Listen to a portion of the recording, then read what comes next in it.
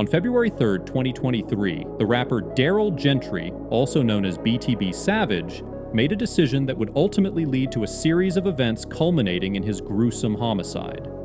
Another artist approached BTB Savage for a song collaboration, and they had communicated about music before. So, BTB Savage agreed to collaborate.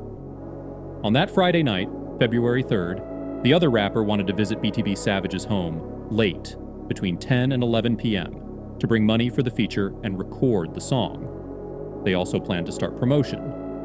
However, BTB Savage was skeptical about conducting business at his home at such a late hour. While with his girlfriend, BTB Savage asked her opinion on whether he should let the other artist come over to record the song late at night or wait for the following day to use a professional studio. In the end, BTB Savage agreed to the late-night session to secure the funds quickly. He expected a smooth recording process, payment collection, and everyone going their separate ways. However, things didn't go as planned. At that time, BTB Savage didn't pay much attention to the artist's suspicious behavior. Despite concerns about lacking studio equipment at his place, the artist assured BTB Savage that they had their own gear to bring. With this assurance, they decided to proceed. When the artist arrived, there were others with him, which wasn't unusual. BTB Savage invited them inside to work on the song. However, he began to notice the artist and his crew acting strangely once inside, though he initially dismissed it. The next alarming sign raised BTB Savage's suspicions. The artist and his crew unpacked studio equipment, attempting to create the illusion of a regular recording session. However, they suddenly pretended to have forgotten some equipment. The artist's uncle was instructed to retrieve the missing gear from the car. This situation struck BTB Savage as odd. If the artist was there for the feature, why send his uncle to fetch the equipment instead of doing it himself? Sensing something amiss, BTB Savage locked the door when the artist went outside, leaving only the uncle inside with him and his girlfriend. The uncle's role in the plan unfolded as he tried to ease BTB Savage's suspicions. He showed the money they brought for the feature, successfully diverting attention. Then, he casually inquired about BTB Savage's jewelry, and BTB Savage, thinking nothing of it, displayed his chains. However, when BTB Savage looked down at his chain, the uncle suddenly revealed a firearm and declared a robbery. Savage found himself in a perilous situation as the uncle threatened to shoot him and his girlfriend if he didn't comply. Realizing the danger, BTB Savage complied initially. As the uncle moved closer to take the chain, BTB Savage sprang into action, grappling with him and pinning him to the ground. This sudden turn of events provided an opportunity to shift the balance in his favor, as the gun slipped from the uncle's hand during the struggle. In a fight for his life, BTB Savage continued to restrain the uncle, signaling his girlfriend to take the gun and shoot their assailant. His girlfriend acted, nervously firing 2 shots into the uncle's back. However, this didn't deter the assailant, who entered a fight-or-flight mode, pulling out other concealed firearms with the intent to harm BTB Savage's girlfriend, aiming the gun at her head.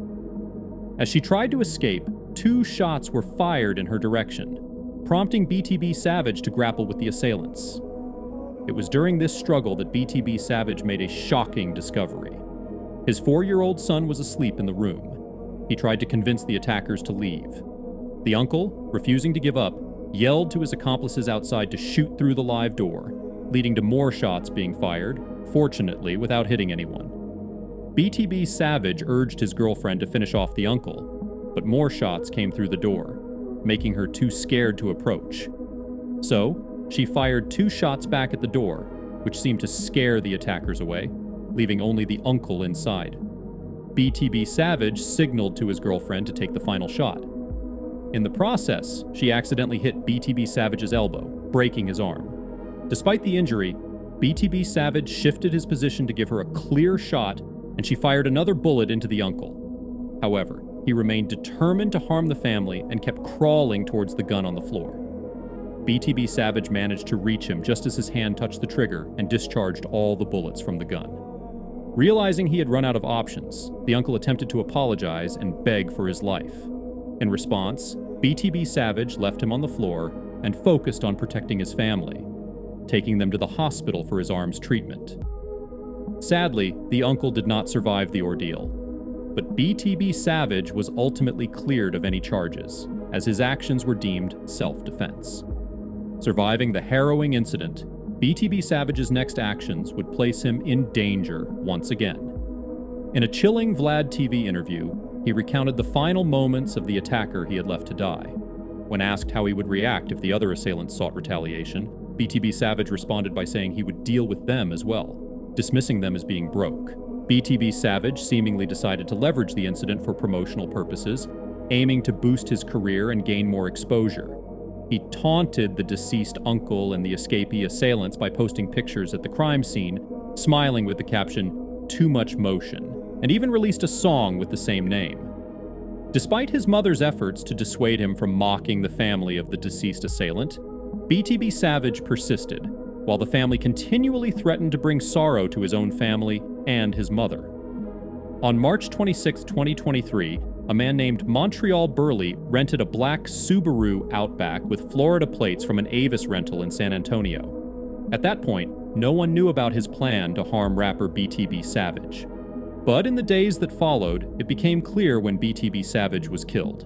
On March 29th, 26 hours before BTB Savage's death, a license plate reader spotted the Subaru on I-10 in Fayette County.